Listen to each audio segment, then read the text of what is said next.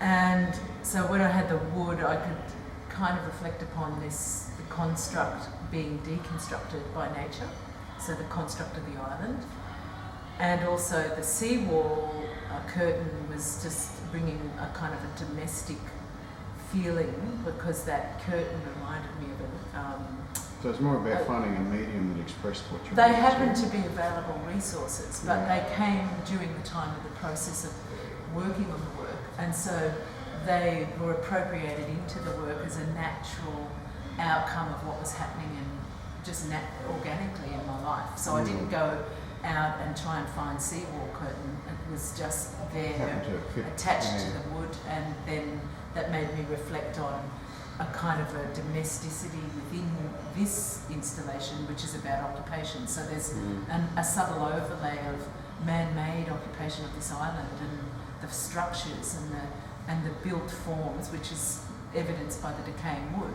And then the curtains talking about, you know, a human occupancy. When I've got balloons in the space, they are actually a metaphor for kind of the artificial that's I was just going to say, so defence mechanisms was after that initial response, like when your impressions of the island? Well, I think it's not as linear. The kind of thought process began with a balloon that I had. I was actually trying to make something using the balloon, and the balloon deflated over time, and I started to reflect upon the idea of the deflation of the ego, or the constructs of the ego. And so as I watched this balloon going down, it was like the air was coming out, and there was a kind of a letting go process of some form into another form, and letting.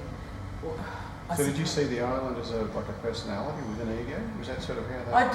I do think I've used the island as a metaphor for constructs of the ego. So I've made a parallel between the island being man-made and there to defend our sense of safety, and the ego as a construct for the true essence of ourselves, the kind of externalization of ourselves as we understand ourselves in the world and we keep interacting.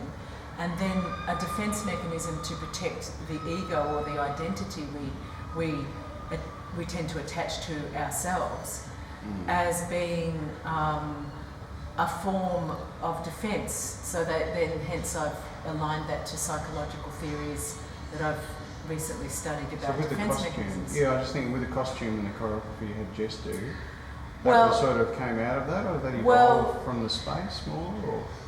I followed with the idea of the balloon. I started to align this, the idea of the balloon and that being a kind of a visible form of the ego, right? And then I aligned that to a defense mechanism being a barrier or a kind of a smokescreen for the true self. Yeah. As a mechanism of protection. And so then, obscurely as artists do, I aligned and created this artificiality the into protectiveness of the space was initially intended. Well, Jess is actually wearing a dress that is totally artificial. It's kind of like a constructed plastic fabrication upon the landscape. So everything that she's wearing is made of plastic. And yet it resonates and looks like a bride's dress. And then behind her, the trail, or what would be a veil. And a veil is, like if you think about a veil as an obscurity and to kind of mask the beauty of the woman, she's got this trail of balloons that kind of gesture behind her, kind of floating behind her in her poetry as she walks. So there's this kind of idealised woman or the feminine form upon the landscape, and but the actual balloons are the kind of mechanism behind her that are protecting her in a way in the landscape. So there's a lot going on. There's a lot in that one work, and as she walks along the landscape, she traverses this kind of man-made ideal and the idealised woman, and there's a reference back to the soldiers who would have been looking after their loved ones and by going to war and protecting this idealised romantic view of life, not only a romantic view of what a female is, but a romantic view of what love and life and the aspirations of what we hope for is. So that's the projection of the idealised self on the landscape. So it's not just about a woman, it's actually about all of us really having an idealised view of, a romanticised view of life. Welcome, Michael. Do you have for That's all right. So, Michael, I must ask you some questions about your practice. Oh, this will be interesting. Now, I understand. Well, I've been seeing you make art the last few years, and I notice it's very. How do I put this? You approach art in a sort of a problem-solving way sometimes, where you seem to give yourself a challenge and then you work out how to solve that, or you must ask yourself a question in a sense, and then work out what materials you need and how to sort of form them or shape them to achieve your objective. I love it. So can you talk a little bit about that? There's sort of that problem-solving approach to art, which is a little bit different to perhaps some other approaches. Well, I like to fuse that idea that I have with some sort of technical aspect. So that might be incorporating new ideas with like the mosaics or materials. Yep. And I think that sort of just comes from the way I do approach things, like a bit of a job. Yeah. So I love problem solving, and then I can incorporate some philosophical view into that. Yeah.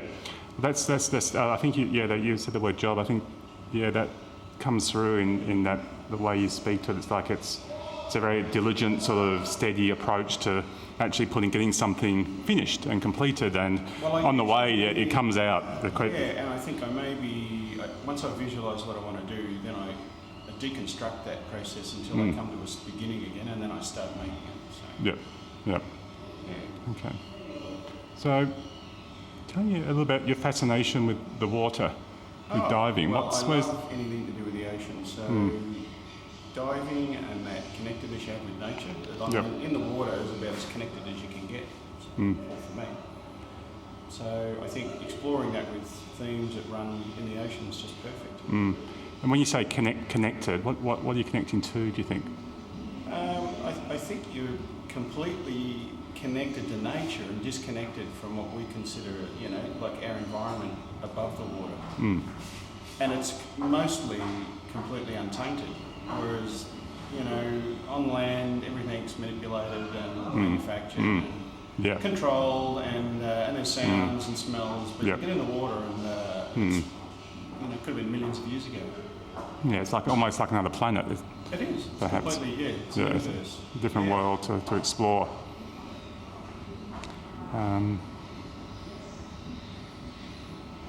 Tell me a little about your experimenting with film. To sort of, I suppose, talk about ideas. Well, they don't look light, but they look really heavy and anchoring.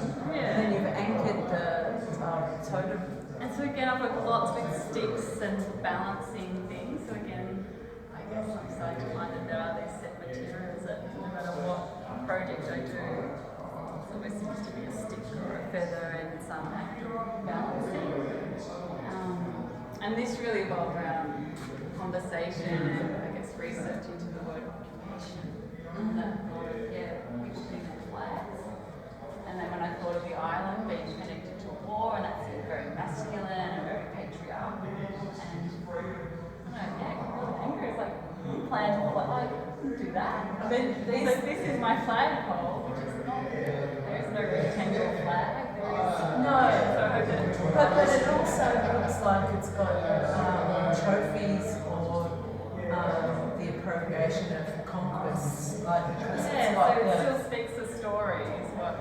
Yeah, but as a reading, in a way, these found objects, like there's a beautiful seahorse, feel like they're your, collection of occupancy to a degree. Like it's on the island, you found these tokens that then you appropriated and then conquested to a degree and made your own. And then, I don't know, is that wing actually from the island? So, I was going to say, interestingly, in terms of my icing, so none of this is from the island. Oh, okay, so you brought it to the island. the biggest connection would be the seahorse or the sea dragon that Michael gifted me on the day that we filmed the play. He said, I thought you could make use of this. And then I tied it to my head. Oh, wow. Filming. Yeah. Oh, So a fantastic. lot of these sort of feathers and bones And my these- icing that I gather, constantly gather. Wow. And then when I set up, and then I kind of walked away and went, yeah, I'll just keep it simple this time, or just so I go over to it. And I was like, oh, I can't help myself. And I literally had a box with feathers and bones. I was just going, Yes. and then a few special placements. And then the plastic soldiers. Yes. Again, just referencing the army stuff and I guess the struggle I have with the whole concept of war and fighting in that manner. I guess, conflict in that manner is very challenging to me. So I've got little love hearts on them and they remind me of people in a band now. I feel like they could be like Diva or something. All right. Okay, Zach, tell me, what's the difference between working with black and white and color images and videos? What is from an artistic point of view? With black and white, there's lots more shadow that you can play around with and form and stuff like that. With colour,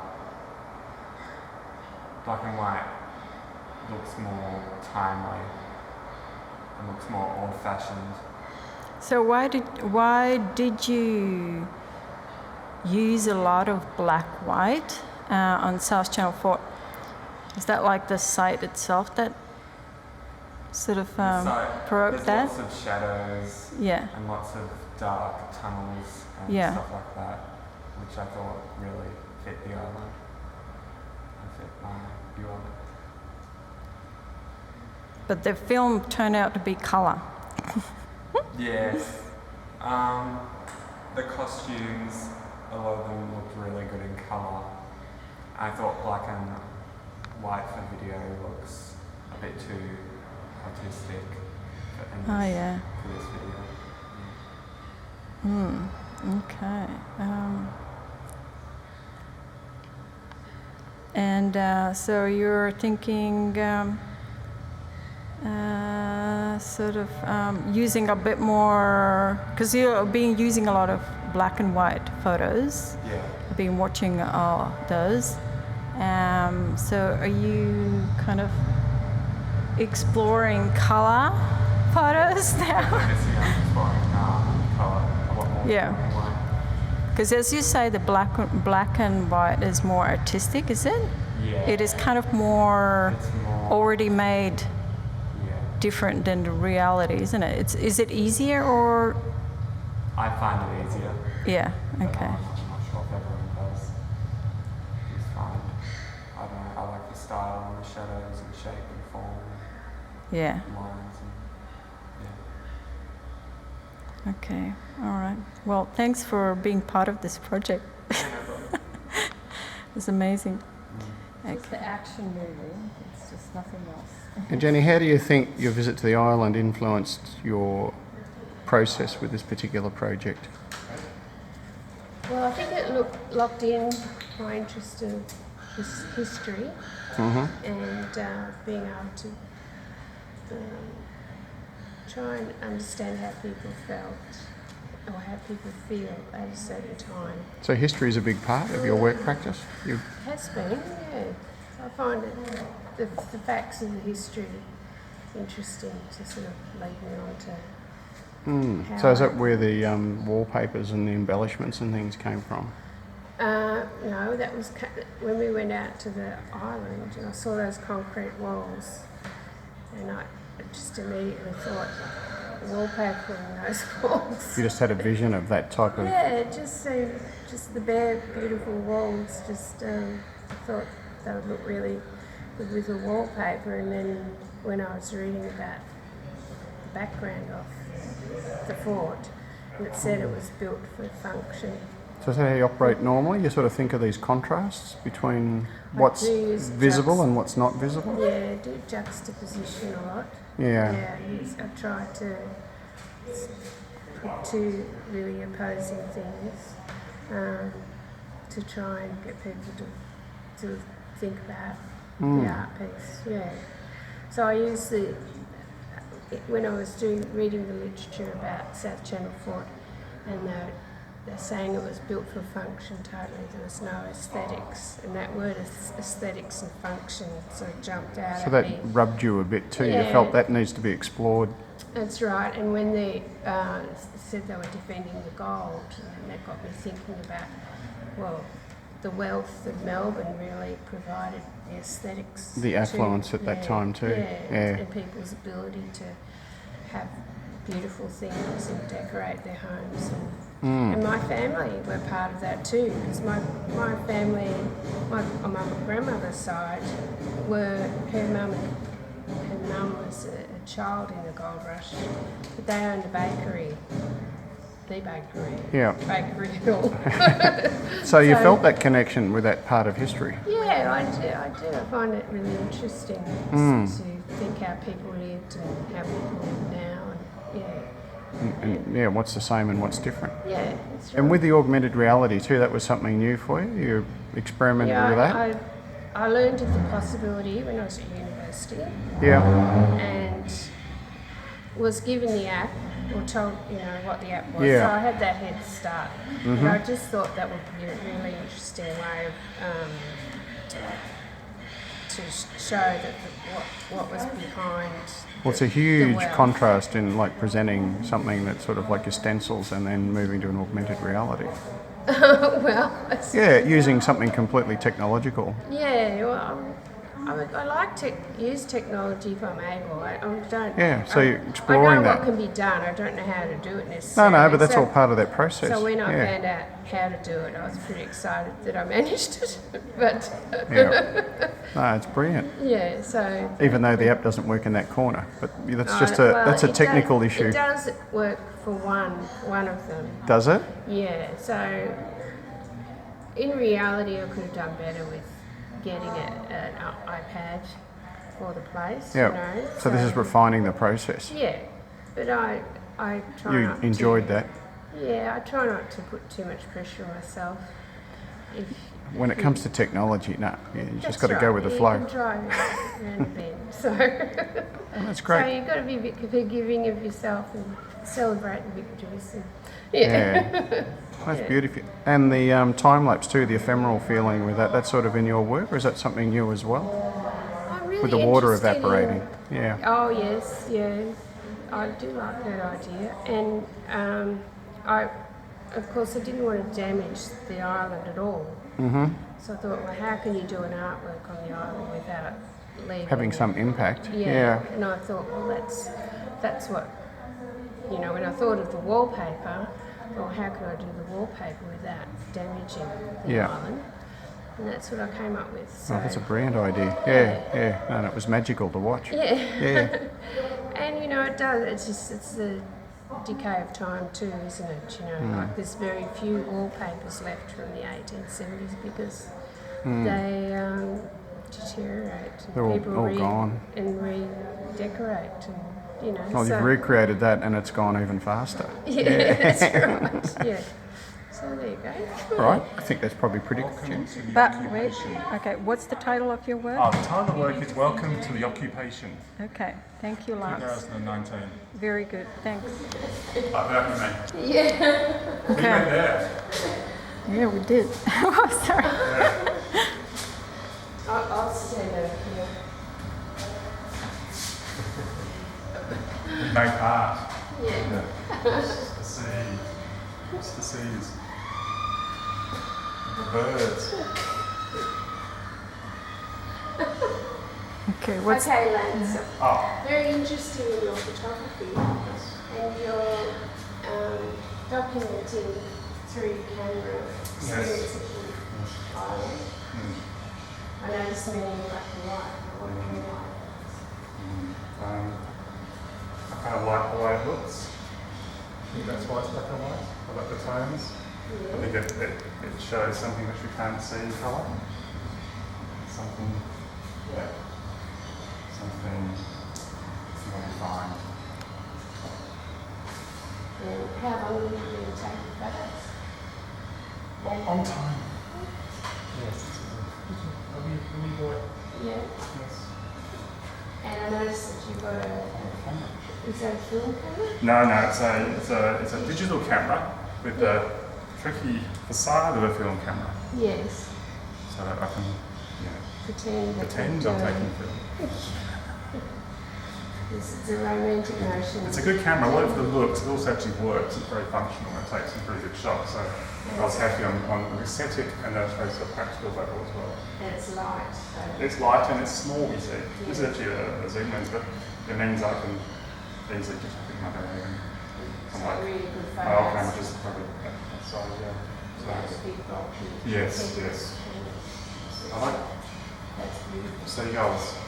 Yes. You did well to catch so many beautiful shots in the colours. Is that in the way? It's the filmmaker. Hey. I'm on Okay. TV. I like the entry island. I really felt the greyness of the island.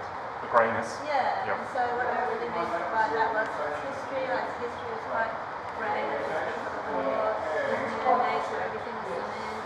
Yep. I felt like even the new life was quite grey with the birds and everything. I suppose that was the reason why I kept everything grey. Yep. And then what I really wanted to show that even in what attracted to me, I suppose, about the island was that I did find some beauty in the island even though it was so grey. I think that I wouldn't usually be attracted to it because of the patterns and the shapes and the colours of it. So I wanted to show that there's beauty in the island. Yeah, there's lots of geometry, lots of lines and tones there. Was there a reason that you chose collage for this? Besides just having those 8 pictures? Is there what drew you to collage, I suppose, over more traditional collage?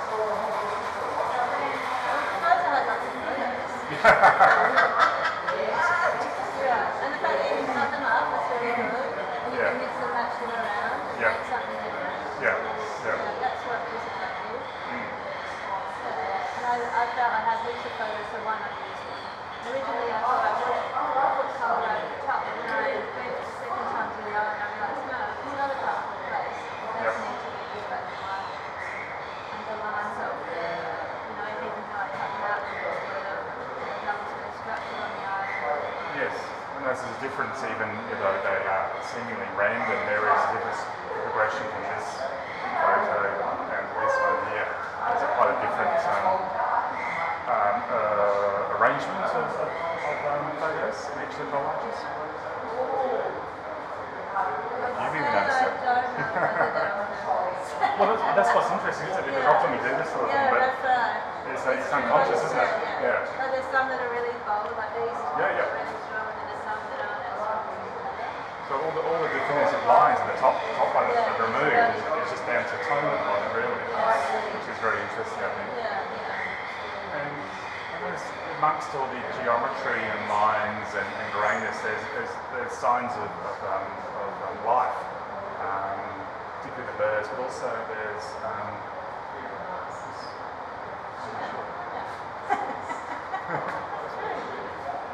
Well, I suppose I really. stance or choice. Yeah, maybe should have said. It's quite good looking. I can't even say why she's in there. I just like that she was in there. But Yeah. I was saying about the greyness and it has no life, but the beautiful thing as well is that there is a lot of new life on the island. Yeah. So that's why I mean, that's what I was struck by being there, was the amount of life and how overwhelming is it at times compared to it's really loud. it's full of life in such a small space. And despite all the signs of man, which are kind of grown over this stuff. Yeah, that's right. There's the So is this sort of subjects something you normally drawn to in photography, or is this something that is a new kind of side project almost? We usually are very drawn to nature. Yeah. So this is the opposite. Yeah. But you could say in my photography I still like to find the patterns and the shapes in Yeah. nature. Yeah. So I might take close-ups of grass and Yeah. which way would look quite similar to that. Yeah. I wouldn't usually just take the old field. Yeah. So yeah, so it's similar. I think we have similar. Yeah. Awesome. Yeah. Okay, Scott, I suppose your process and your inspiration from the island, is that sort of something you felt a big connection with, as far as these people that are on the outside? That I felt a connection with? Yeah. Is that where the inspiration for this film came from? Well, I guess the inspiration for this, for the script of the film, I guess came mostly from Craig's book, you know. Oh, okay. Yeah. So and the stories that were involved, you know, in that. Which, I mean, we wanted noise, but I think that's. Sorry, guys, the alarm's going off. That's all right. Yeah, so I suppose Craig's book. So, yeah, and that was after the experience on the island that you read the book? Yeah, yeah. So, I mean, I heard the stories first, and then just hearing the stories of being on the island, whether, you know, like, just that sense of isolation and you know, being away from civilization and those themes floating in the ocean, you know. Yeah, and those sort of themes appeal to you in the way you work? Yes, yeah, very much. Oh, yeah, I mean, what I found was that it inspired a particular type of writing, which is like this alienating kind of vibe. That's sort of like Beckett, you know, who I've always been a massive fan of Beckett, but I don't always write like Beckett, but I feel like part to this. I mean, I'm not, you know, I'm not being full of myself by saying that, I'm just saying that I found myself drawing on the Beckett part of my voice to speak. Yeah, that's fantastic.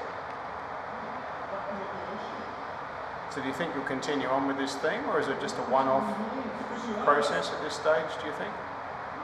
I mean, I think it's specific to the island. Yeah. That way of writing, you know. So I'll probably leave that here, or at least in this project. So if I carry on with this project, then I'll write like that. Create something new from that. Yeah. Did you enjoy that process?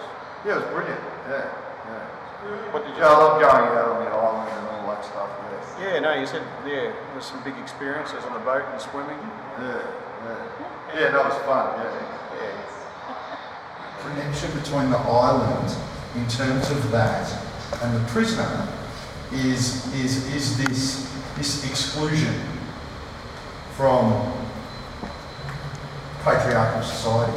Or the mainstream of civility and power and council that seems to lord it over us all. So they're both as disempowered as the other, and in that sense, like, you know, the whole way that the island is kind of this controlled, you know, tool of man, I guess was the thinking that I was going down when I wrote that part